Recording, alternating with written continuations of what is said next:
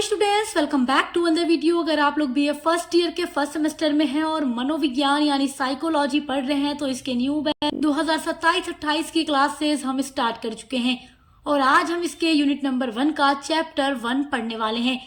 देखिए, आप लोग जब फर्स्ट ईयर के फर्स्ट सेमेस्टर में होते हैं तो आपके लिए ग्रेजुएशन की फर्स्ट ईयर होती है और आप लोगों को कोई भी आइडिया नहीं होता कि हमें अपने सब्जेक्ट्स की पढ़ाई कैसे करनी है, एग्जाम की तैयारी कैसे करनी है, कौन सा टॉपिक इंपॉर्टेंट है, एग्जाम में क्वेश्चंस कैसे आएंगे। तो हम आपके हर एक सब्जेक्ट की क्लासेस, मॉडल पेपर की वीडियोस बिल्कुल उसी तरीके से लेकर आते हैं जैसे आपके एग्जाम में क्वेश्चंस पूछे जाते हैं। तो आपको बिल्कुल भी टेंशन नहीं लेना है। बीए के हर एक सब्जेक्ट की क्लासेस हम स्टार्ट कर चुके हैं। आप चाहे कोई भी सब्जेक्ट पढ़ते हो उसके लिए चैनल पर हमारे विजिट जरूर कीजिएगा। अगर आप मनोविज्ञान को मेजर या माइनर सब्जेक्ट के रूप में पढ़ रहे हैं तो आज का ये क्लास आपके लिए बहुत इम्पोर्टेंट होने वाला है। अगर आपका पेपर एमसीक्यू होने वाला है तो भी वीडियो इम्पोर्टेंट होगी, रिटन होने वाला है तो भी वीडियो आपके लिए इम्पोर्टेंट है क्योंकि सारा क्वेश्चन यहीं से आता है। देखिए, जब भी आप साइकोलॉजी पढ़ते हैं तो सबसे पहले आपको ये जानना होता है साइकोलॉजी क्या है। तो आपके यूनिट 1 में जो सबसे पहला टॉपिक दिया जाता है वो यही दिया जाता है कि मनोविज्ञान का अर्थ क्या है, परिभाषा क्या है, प्रकृति क्या है और विषय क्षेत्र क्या है। तो चलिए सबसे पहले जानते हैं मीनिंग ऑफ साइकोलॉजी यानी मनोविज्ञान का अर्थ। This is very important topic. अति लघु, लघु या दीर्घ तीनों में प्रश्न आ जाता है। देखिए, अगर अति लघु में पूछ देना, बस आप यहाँ से इतना लिख देंगे ना तो भी आपको नंबर मिल जाएगा। लेकिन अगर लॉन्ग में पूछेगा तो आपको पूरा लिखना होगा, जो इस वीडियो में मैं आपको पढ़ा रही हूँ। देखिए, मनोविज्ञान जो शब्द है वो अंग्रेजी के साइकोलॉजी का हिंदी रूपांतरण है, यानी कि अंग्रेजी का यानी इंग्लिश का साइकोलॉजी और हिंदी का मनोविज्ञान। तो साइकोलॉजी का ही हिंदी रूपांतरण मनोविज्ञान है।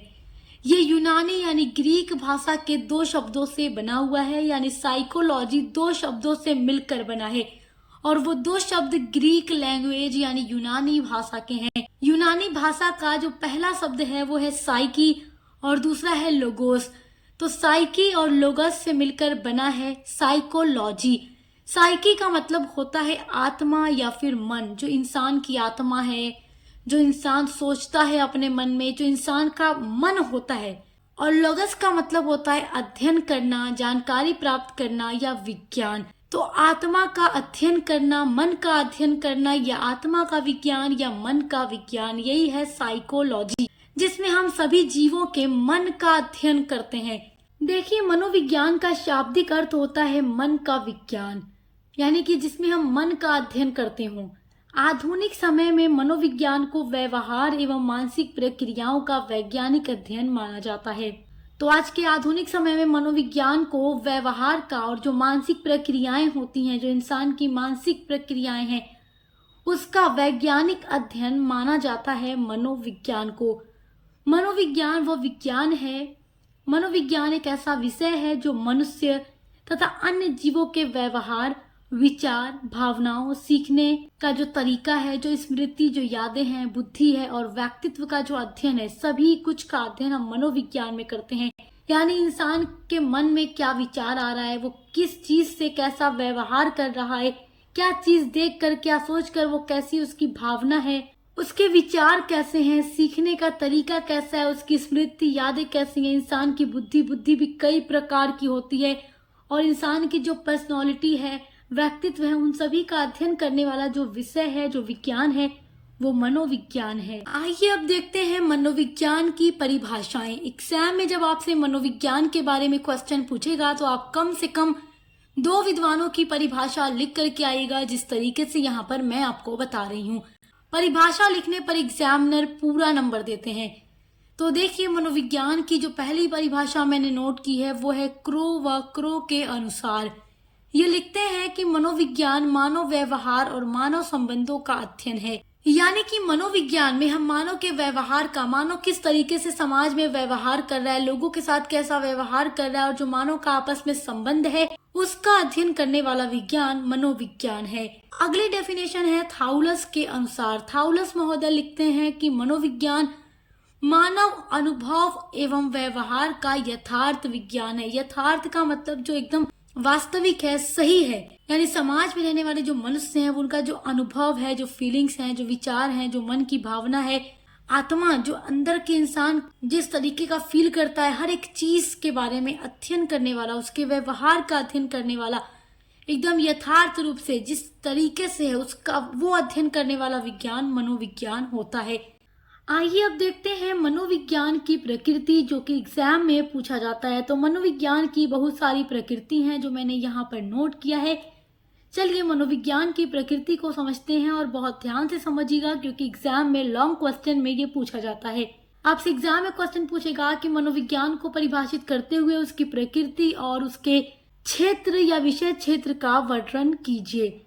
तो देखिए, मनोविज्ञान की पहली प्रकृति है वैज्ञानिक विषय। देखिए, जो मनोविज्ञान है वो एक वैज्ञानिक विषय है, क्योंकि इसमें अवलोकन, प्रयोग और परीक्षण के आधार पर अध्ययन किया जाता है। यानी कि जो वैज्ञानिक पद्धतियां हैं उनका प्रयोग करके इसमें किसी भी चीज का अध्ययन किया जाता है। इस तरीके से मनोविज्ञान की जो पहली प्रकृति हो जाएगी वो ये हो जाएगी कि मनोविज्ञान एक वैज्ञानिक विषय है।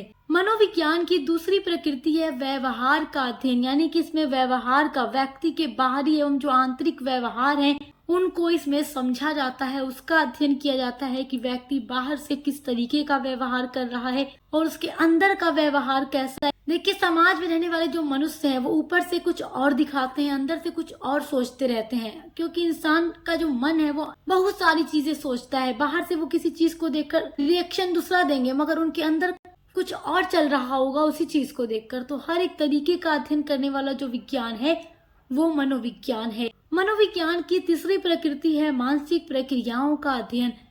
देखिए, मनोविज्ञान की ये बहुत इंपॉर्टेंट प्रकृति है। ये मानसिक प्रक्रियाओं का अध्ययन करता है, जैसे कि सोच, जो इंसान सोचता है, स्मृति, जो इंसान की मेमोरी है, जो यादें हैं, इंसान की जो भावना है, इंसान कल्पना भी करता है, समाज में रहता है, मनुष्य समाज में रहता है और बहुत सी चीजों की वो कल्पना करता है, बहुत सी चीजें वो सीखता है। तो इन सभी का अध्ययन करने वाला विज्ञान मनोविज्ञान है। मनोविज्ञान की चौथी प्रकृति है व्यक्तिगत भिन्नताओं का अध्ययन। देखिए, प्रत्येक व्यक्ति की जो बुद्धि होती है, जो सोचने समझने का तरीका है, सीखने का तरीका है, वो अलग होती है। हर व्यक्ति का जो पर्सनालिटी है, जो व्यक्तित्व है, वो अलग होता है। हर इंसान की रुचि एक चीज में नहीं होती। किसी का इंटरेस्ट आपको किसी चीज में मिलेगा, किसी को सिंगिंग करना पसंद होगा, किसी को डांसिंग करना, किसी को यात्रा करना पसंद है, किसी को किताबें पढ़ने में इंटरेस्ट है, किसी को अलग अलग चीजें पेंटिंग करने में इंटरेस्ट है। मतलब इस तरीके से हर इंसान को जो इंटरेस्ट होता है वो अलग अलग चीजों में है। तो इंसान की जो भिन्नताएं हैं उनका भी अध्ययन किस में किया जाता है? मनोविज्ञान में किया जाता है, कि किस तरीके के जो मनुष्य हैं वो किस तरीके से सोच रहे हैं, उनकी बुद्धि किस तरीके की है। बुद्धि के भी बहुत सारे प्रकार होते हैं, व्यक्तित्व के भी प्रकार हैं, रुचियों के भी प्रकार हैं, सभी का अध्ययन साइकोलॉजी में किया जाता है। पांचवी प्रकृति है व्यावहारिक विज्ञान। देखिए, जो साइकोलॉजी है वो एक व्यावहारिक विज्ञान भी है। देखिए, पांचवी प्रकृति है व्यावहारिक विज्ञान। देखिए, जो साइकोलॉजी है वो एक व्यावहारिक विज्ञान है और शिक्षा, चिकित्सा, उद्योग, खेल और समाज में ये उपयोगी होता है। हर एक फील्ड में इसकी आवश्यकता पड़ती है। छठी जो प्रकृति है साइकोलॉजी की वो है गतिशील विज्ञान। देखिए, समय और परिस्थितियों के अनुसार मानव का जो व्यवहार है उसमें परिवर्तन होता रहता है। देखिए, इंसान का जो समय है, जो परिस्थिति है सोचने समझने की, सीखने की, व्यवहार करने की, ये अलग अलग होती है और समय के साथ ये बदलती रहती है। समय और परिस्थितियों के साथ ये बदलती रहती है।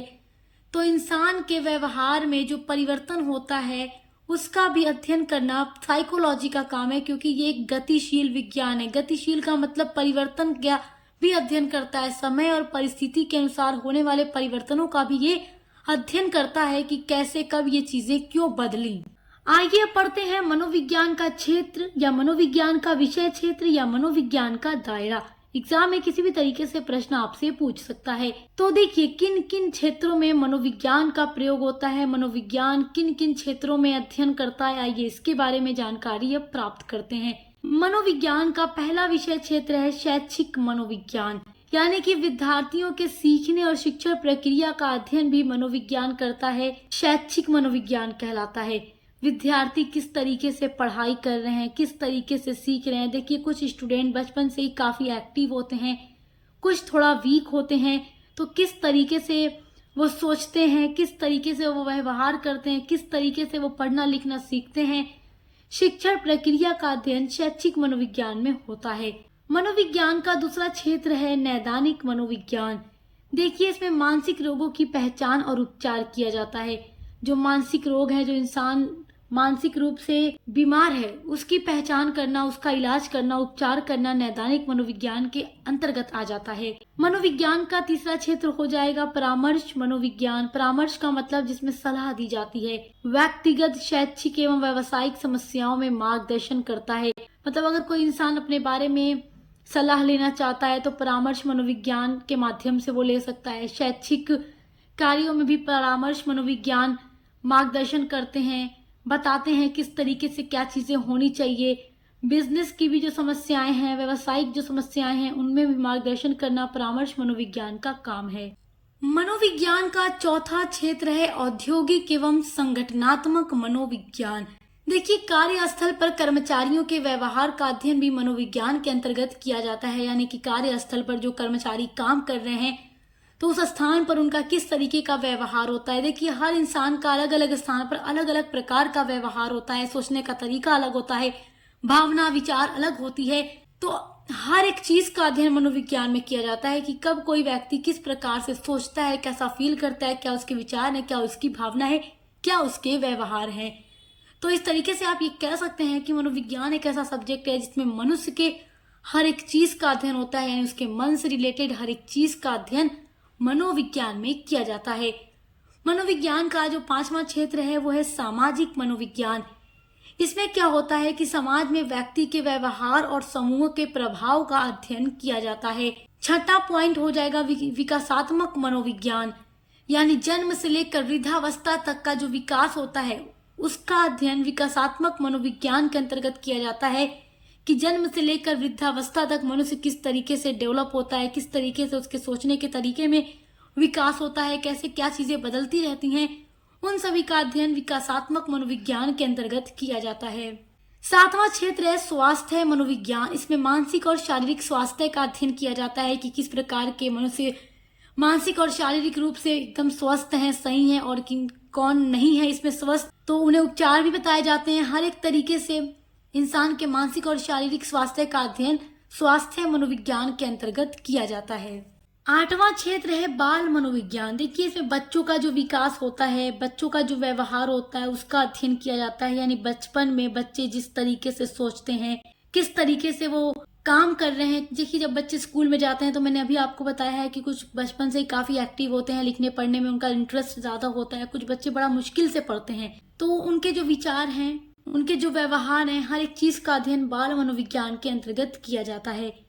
नौवां क्षेत्र है खेल मनोविज्ञान। इसमें खिलाड़ियों की मानसिक और शारीरिक स्वास्थ्य का अध्ययन किया जाता है। तो इस तरीके से आप देख सकते हैं कि समाज में रहने वाले मनुष्य जिन जिन स्थानों पर रहते हैं, जिन जिन स्थानों पर जिस तरीके से वो काम करते हैं, सभी का अध्ययन मनोविज्ञान के अंतर्गत किया जाता है। उम्मीद करती हूँ कि आप मनोविज्ञान का अर्थ, परिभाषा, प्रकृति और उसका क्षेत्र बहुत अच्छे से समझ गए होंगे। तो ऐसे ही आपको चैप्टर वाइज अपने हर एक यूनिट की वीडियोस मिलती रहेगी। देखकर आप अच्छे से पढ़ाई करते रहिए। मनोविज्ञान के अलावा भी बीए के हर एक सब्जेक्ट की क्लासेस चैनल पे हमारे चल रही है। देखकर अच्छे से पढ़ाई करते रहिए, एग्जाम की तैयारी करते रहिए। Best of luck. अब मिलते हैं अगली वीडियो के साथ।